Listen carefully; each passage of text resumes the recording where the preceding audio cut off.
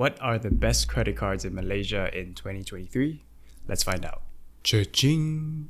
A few weeks ago, we asked you guys on Instagram what your favorite credit cards were, and it's clear that there are so many options. So we've compiled it all, done our research, and today we will be talking about the best credit cards Malaysians can get in 2023. In choosing this list, we consider the minimum income you need to apply for the credit card, cashback amounts and restrictions on spending amounts, what day of the week you can get rewards, and also spending categories. We recently did a video on why most people should own credit cards. There are a lot of benefits to it if you know how to manage your spending well, and the two main rules to follow if you want to own a credit card is to spend within your means and always pay off on time. With that being said, let's go to our first credit card today, which are actually two credit cards, which is the Maybank 2 card. This is the OG on the list, and it remains one of the top contenders if you plan to use your card in certain ways, which we'll talk about next. The minimum income required to apply for this card is 2,500 ringgit, and the thing about this card is that you have to spend on weekends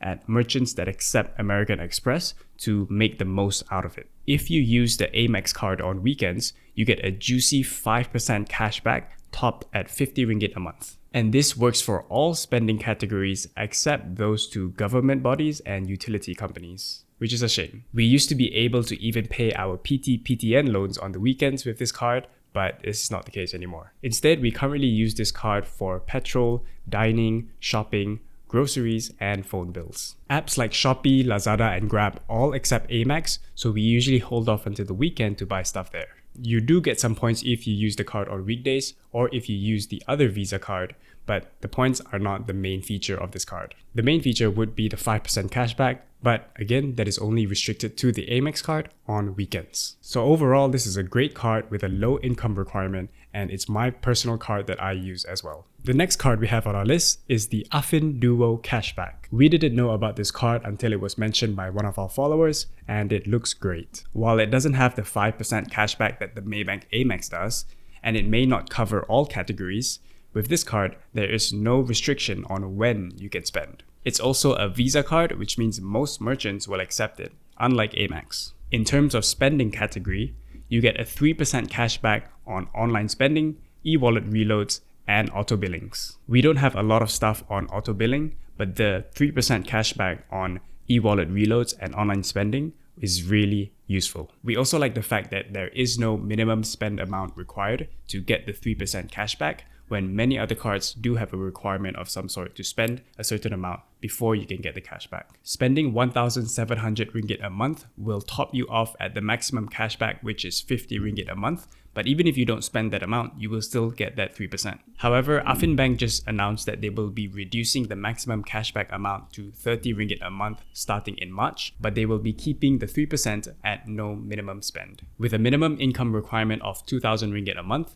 most of you will be eligible for this card. The next card on our list is the UOB One Visa Platinum. This card seems to be the best option for everyday use, with a cashback of up to 10% on petrol, groceries, dining, and Grab. Their cashback structure is a bit more complex, with different rates depending on whether you hit the minimum spend. This card also doesn't have a general cap that applies to all spending, as they break it down and cap your cashback by category. We don't usually like credit cards that have a minimum amount to spend before you actually get the cashback. In this case, the mere 0.2% you'd get if you don't meet your monthly spend is so small and negligible. But we can accept this card because the minimum spend per month is at 1,200 ringgit. That's not a small amount, but 1,200 ringgit is what we probably hit every month if we use this card as our everyday option. There are cards that offer very attractive cashback rewards, but the minimum spend amount is much higher. The downside of this card is that you need to have a minimum income of 4,000 ringgit a month to be able to apply. If you don't meet those requirements, you can still apply for the UOB One Visa Classic instead.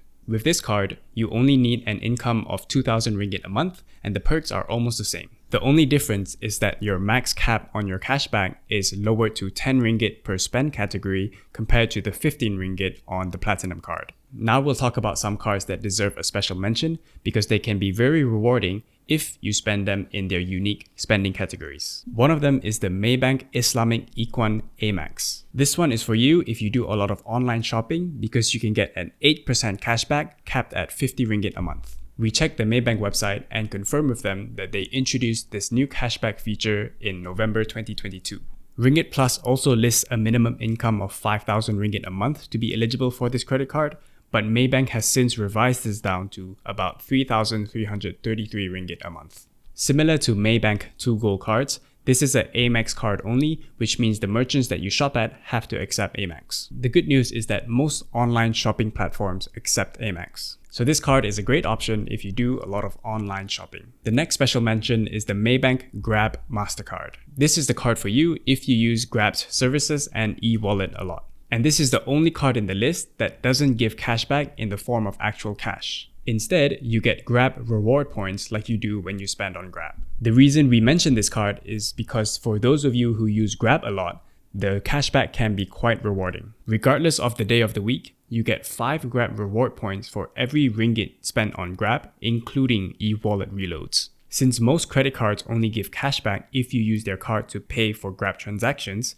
this is a good one for those of you who use GrabPay a lot. So we did some calculations on how much these points are worth when redeeming it for Grab vouchers. Assuming you have Grab Unlimited, which you should if you use Grab a lot, you can redeem a 5 ringgit voucher for every 500 points you have. To get 500 points, you need to spend 100 ringgit on Grab, which effectively means you get a 5% cashback rate. But that's just for topping up your GrabPay wallet. When you actually use it to pay for stuff, you get more points, which will bump that cashback number up. So if you use a lot of GrabCar, GrabPay, or Grab e-wallet, or any of their services, this would be a great card for you. So those are the best credit cards in Malaysia in 2023, in our opinion. Let us know in the comments if you have any thoughts or any other credit cards you would recommend or suggest. If you found this video helpful, make sure to drop it a like. And if you would like to stay up to date on personal finance, investing, making and saving money videos, make sure to subscribe. We'll see you in the next one.